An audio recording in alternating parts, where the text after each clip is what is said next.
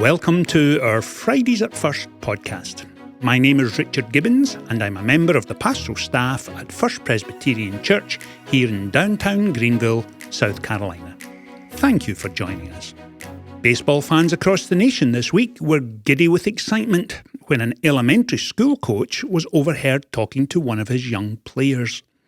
During the game, the coach called a 9-year-old baseball player aside and asked, "Do you understand that when an out is called, you shouldn't argue with or call the coach an idiot? Do you understand this?" The little boy nodded. "And when I take you out of the game so that another boy gets a chance to play, it's not a dumb decision or that the coach is a moron, is it?" "No, coach." "Good," said the coach. "Now go over there and explain all of that to your grandmother."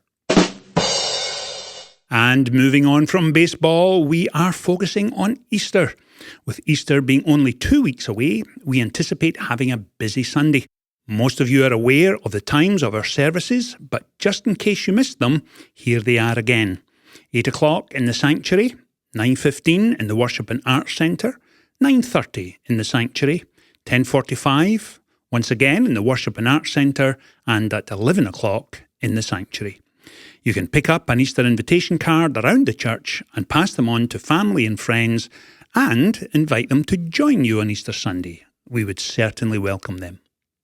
On Palm Sunday, which is a week this Sunday, services are at our normally scheduled times, and our Maundy-Thursday service is at 7 in the main sanctuary. This has always been an incredibly moving communion service. And if you have never experienced it, please add it to your schedule and come and join us. Additional information about our services can be found at firstpreseaster.com. An enormous thanks goes to everyone who has volunteered to welcome our guests on Easter Sunday. We still need 100 more volunteers to cover all 5 services. This includes parking hosts, greeters and ushers. If you can help, please register by going to firstpresgreenville.org and click on the Easter banner at the top of the page. If you need additional information, you can email events@firstpresgreenville.org. One of our Easter traditions at First Pres is to have family photographs taken beside the flower-decorated crosses on Easter Sunday. This year, we shall have 4 crosses in place so you and your family can have your photograph taken in your very best Easter outfits. We will supply you with the exact locations of the crosses soon, so you know where to go after each service. It is always a delight to give a warm welcome to my genial co-host Michelle Ward, and this week she's chatting with Sara Rieser for an update on our capital campaign. If you were with us in worship last Sunday, you will know that last weekend we had some fantastic news relating to our fundraising efforts. Michelle, welcome. Well, thank you so much, Richard, and happy Friday, everyone. I am so excited to welcome today's guest, Sara Rieser. Sara is not only a really dear friend of mine, she is also the chair of the Capital Campaign Committee. Welcome, Sara. Hey, Michelle. I am so glad you're here. Y'all, Sara and I have both been members here. We actually joined the same year, 20 years ago. Sara is, she's been involved in everything. She has led circle groups and Bible studies. She's taught Sunday school. She has volunteered with so many of our ministries and just has really, in the last several years, been diligently helping us steward the gifts that have been given for the Capital Campaign. And Sara knows a little bit about money because she is a team administrator for the Gallivan Group for UBS Financial Services, right, Sara? Yeah. And that's awesome. So it's great to have someone on the team that is already good at handling money, right? So Sara, we're here today. We wanted you to come in and give us an update of where we are in the second phase of the Capital Campaign, what's been pledged and what's been collected so far. Can you? Well, I'm really excited to be here today. I think everybody who came to church last week heard the good news, but we are officially $30 million at the amount collected and of pledged and unpledged giving. So we are so excited to be at that point, and we only have about $6 million left to go to get the rest of the building paid for. And so we're just so excited to invite everybody to join us in this campaign and help us reach our goal. Oh my gracious, $30 million and in a very short amount of time, right? Yeah. Gosh, well, it sounds like maybe our listeners and covenant partners can see really just the fruits of their giving. And thank you all so much for those of you that have given and are a part of that. Gracious. So only $6 million away. That's incredible. It sounds like a lot of money, and it is. But we're gonna do it. I really feel good about God providing for this. So, Sara, I'd love for you to tell some of our listeners just what are the ways that you all on the Capital Campaign Committee have seen God utilize the spaces and the things that have happened here just really to advance the gospel. Well, when we built the Worship and Art Center, the main goal was to not create a building that was for ourselves. It was to create a building that's for the community. We see First Pres as the center of Greenville, and what can we do to be that light on the hill? Right. So when we look at some of the numbers of what has happened since we built the space, we have hosted 150 organizations outside of our church. Wow. Events. One of them I was with you at, the Night to Shine. Yes. That was really amazing. That was such a fun night. Wow. And then we've had 8 art exhibits, which I work with people who don't go to our church, and they're always saying, Sara, can you take me over there to see the art exhibit? And I'm like, I can take you, but you can go on your own. Yeah, you don't have to walk in with a member. We hope that people have that feeling that they can just walk in our doors and experience what we have here at the church. And then maybe they see a sign for divorce care or grief share or something, and they can get the love of Christ through whatever they're going through. Absolutely. And then we've also welcomed new members. We have 411 new covenant partners since the building was created. We've had 120 baptisms that have been performed.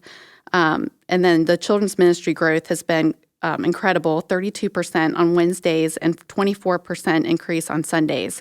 So we definitely need volunteers there. I know Tina would definitely want to come in and say, if you love children, come and volunteer. Yes. Y'all, we really do.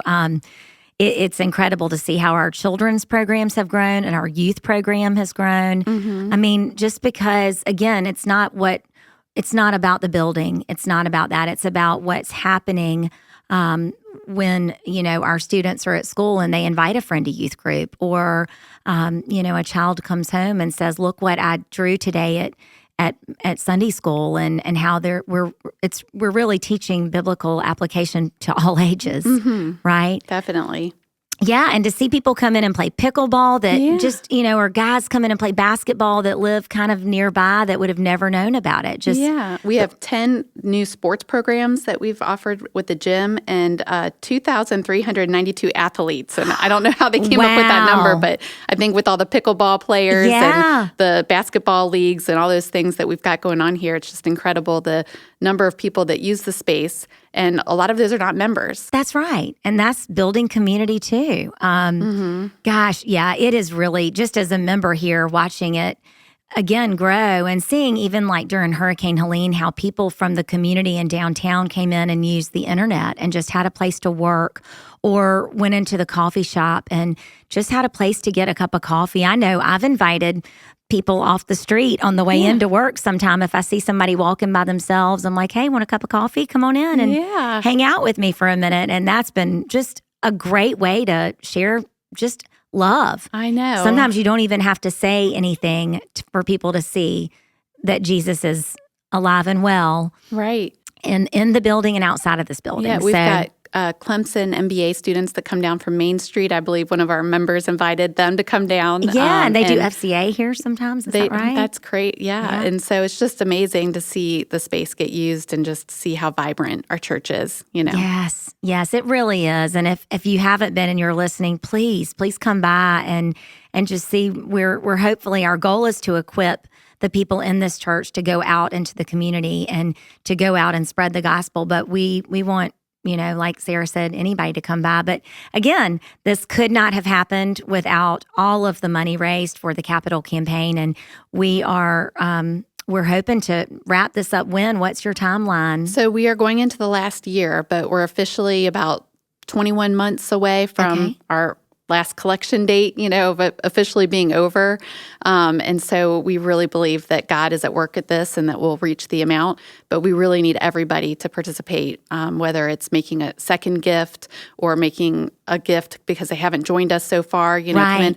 Maybe there's somebody you just want to honor, that's made a big impact in your life that you just want to do another gift to honor them or make a gift in memory of somebody. Yeah. Just anything. We're in the last year. This is the time to join in and to be part of this. Go crazy. We'll accept it any way you want to position it. That's great. Oh, well, Sara, thank you and your team just for prayerfully doing what you're doing and being a part of this and for your investment into this campaign. Is there anything else you want to share? I mean, you've already shared really exciting news, but... Well, I think that the big thing that our church has always made the greatest impact on me is praying. Right. We are, great at praying. And so if you are unable to give, if you financially just need to give what you give normally to church and you don't have it to do a sacrificial gift to the campaign, to just pray for the campaign. Pray Absolutely. that we are continuing to use the space to bring people to know Jesus. And there was a prayer card that was handed out last week. If you missed it, it'll be in the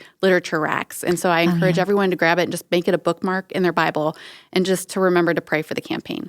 Absolutely. Well, you can pick up those prayer cards like she said, and then you can also go to our website at firstpresgreenville.org and go under the section that says Give. And then you can give specifically to the capital campaign from your home. If you want to mail a check, that'd be great, or just make a pledge. We would love that. So we do know that God can do abundantly more than we ask. And so that is our prayer. And we appreciate everybody that's been a part of that. And again, Sara, thank you so much. You're welcome. Michelle and Sara, that is great news. And we're most grateful to you for the update on our capital campaign. Between this weekend and Easter, we're holding another New Members Weekend. And if you know someone who is prayerfully considering putting down their spiritual roots and becoming a member of First Presbyterian, then please invite them to join us for our next New Member Weekend, which is coming up Friday and Saturday, April 11 and 12. Childcare is available for children aged 5 and under. For further details, please contact Charlotte at cjoy, Joye, at firstpresgreenville.org. Registration is open at firstpresgreenville.org/events. As far back as 2014, our students here at church have had the incredible opportunity to work alongside our Samaritano Hospital in the Dominican Republic. This year marks our 10th trip, and 62 students and 16 leaders will head to the DR from July 20th through 26th. This Sunday, our envelope fundraiser begins, and this trip wouldn't be possible without the incredible generosity of our First Pres family. Please take a moment and stop by one of the tables, pick up an envelope to donate, and donations should be turned in by April 30th. We honestly can't wait to see what God will do in the lives of these students and those they serve. Sunday will also find us drawing to an end our current study series in the book of Acts. This week we are exploring together Acts chapter 12, verses 1 through 14. And in that well-known passage, Peter is imprisoned for his faith. It has a great deal to teach us about dependent faith when things don't make sense. Please take a moment and read this passage as you prepare for worship on Sunday. Meanwhile, I trust you have a great weekend and look forward to welcoming you on Sunday.